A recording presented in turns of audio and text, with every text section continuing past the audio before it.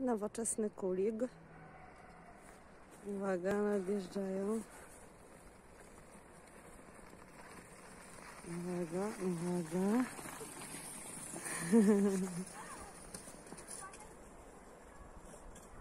Pojechali. Teraz my jesteśmy na kuligu. O, tam jest tata nas wiedzie. Tak. I moja lalka. Moja laleczka na sankach. Jechała już. No. Kapry. Mamy, proszę Państwa, kulig. Tak. O, Saneczki jeszcze laleczka niech jedzie. Już jechała. Tak? Ciągnęłam ją. Pokaż jeszcze raz. Jak ją ciągniesz, pokaż.